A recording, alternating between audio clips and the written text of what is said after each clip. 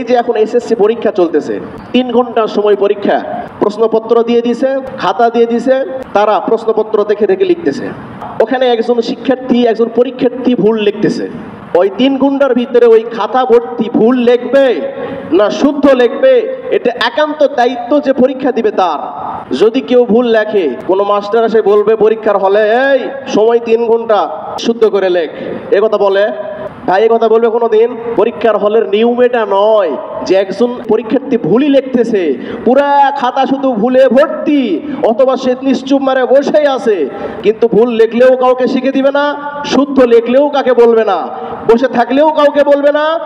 না বসে থাকে, ভুল ভাল শুদ্ধ যাই লেখেন না কেন, ওখানে কোনো শিক্ষক বাধা দিবে না, কারণ পরীক্ষার হল, এখানে বাধা দেওয়ার কোনো যুক্তি নাই।